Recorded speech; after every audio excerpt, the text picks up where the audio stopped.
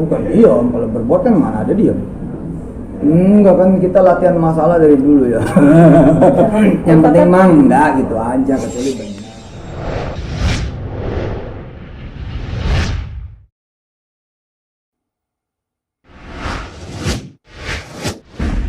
Saya asli masih santri banget, masih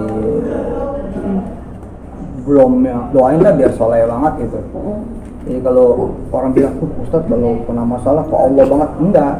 Nah tapi saya barengin dengan apa? Saya lebih ke sedekah. Jadi saya jalan tuh ke orang-orang yang cancer, yang mau diamputasi karena diabetes. Lalu saya melihat, gue mah gak ada apa-apanya. Udah selesai. Mencerahkan lewat buku juga Mas Ustadz? Nah, saya nulis apa. Nah masalah saya nggak pernah merasa ada di titik terpuruk itu, karena kosakatanya beda. Kosakatanya masalah itu berkah. Ya udah. Makin banyak masalah, makin banyak berkahnya. Udah, jadi beda kan? Kosakatanya beda loh. Jadi ketika kosakatanya beda, beda juga rasanya.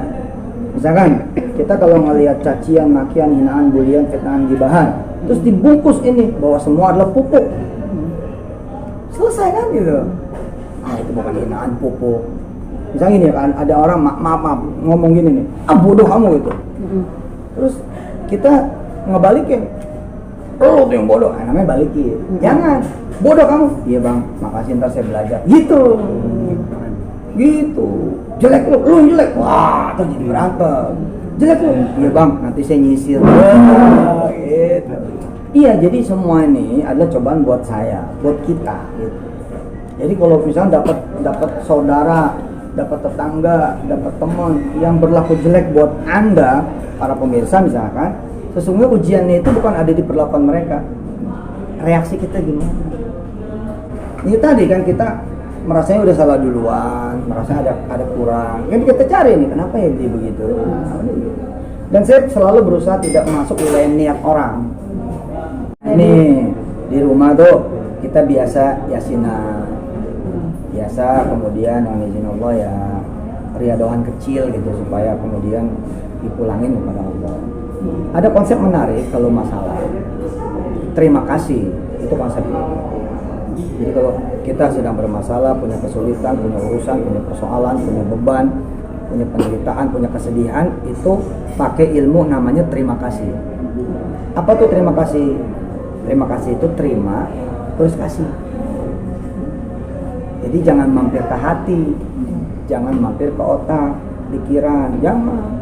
Terima bahwa ini semua bukan dari orang, tapi dari Allah.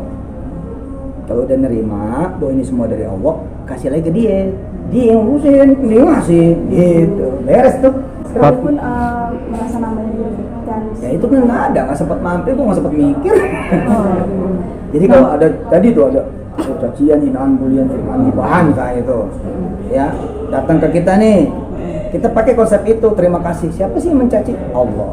Siapa yang memaki? Allah. Sama dengan siapa yang memuji? Allah. Kalau kita di perbuatan baik, di kebaikan, di perbuatan yang bagus, di kebagusan, di semua hal nikmat, indah segala macam, kita tidak juga punya kemampuan terima kasih, masalah juga kan? Ya kan? Harusnya kan ketika kita menerima nikmat, kita tahu dong ini nikmat dari siapa? Dari Allah kan? Nah, terus kita kasih lagi mestinya ke Allah, tapi kita nggak bawa ke Allah, salah. Kita harus baik. Di antaranya begini, yang saya latih pada diri saya, oh mereka mau saya jadi ustadz yang benar. Oh mereka mau saya lempang. Oh mereka mau mengingatkan saya. Oh mereka mau memberitahu saya. Oh mereka yang justru sibuk-sibuk mencari kesalahan saya supaya saya sadar. Itu narasi harus begitu. Jadi bukan jahat amat ya, enggak. Ya terserahlah apa kalimatnya harus baik. Dari kitanya harus baik, kepada apa aja harus baik, kepada siapa aja harus baik.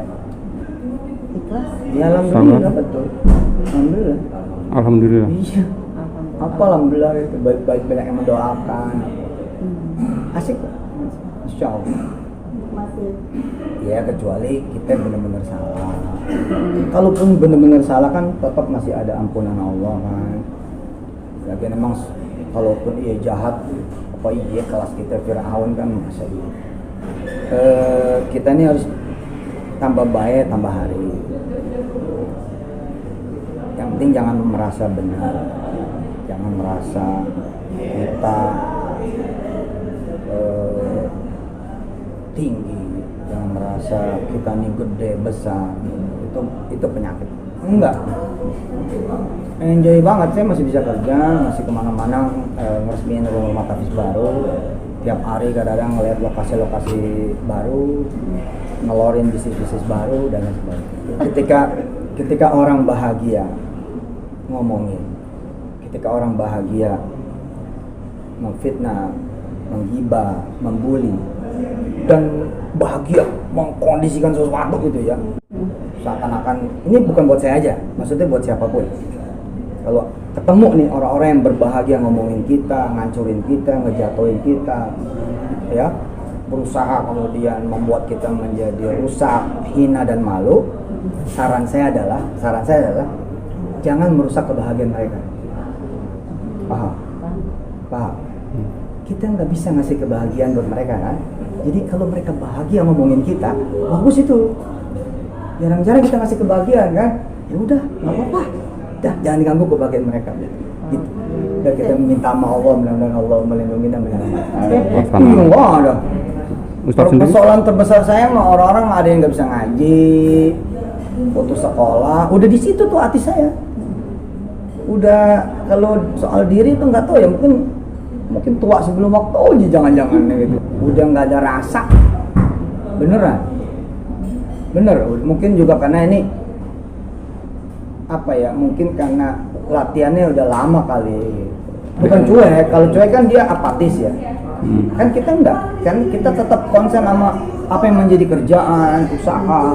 Misalkan 2022 kita tetap ngawal 7 IPO, ngawal lahirnya sekian banyak kampus baru, ngawal program beasiswa desa-desa gitu. Jadi dan saya alhamdulillah konsentrasi saya bagus dengan izin Allah. Saya kalau ngelihat komenan itu indah aja, itu kan ungkapan cinta orang. Beda kan? Nah, ketika kita menganggap itu ungkapan cinta orang, ya selesai juga. Kalau dirugikan, saya nggak pernah merasa dirugikan juga. Satu, karena nggak kenal kali. Dua, keburu masuk informasi yang salah. Ketiga, ujian ini kan sebenarnya bukan ujian buat mereka, tapi ujian ini buat saya. Saya ketika menerima berita jelek, insya Allah nggak basa-basi saya, proteksi gitu. Ya berusaha untuk tetap merendah, nggak tinggi hati. Dan di titik pertama selalu saya mengajarkan kepada anak-anak saya, kalau pertama kali mah harus merasa salah aja, merasa kurang aja, merasa lemah aja. Klarifikasi terbaik itu adalah perbuatan, bukan diam. Kalau berbuat kan mana ada diam. Enggak kan, kita latihan masalah dari dulu ya. Yang penting mang enggak gitu aja, kecuali benar.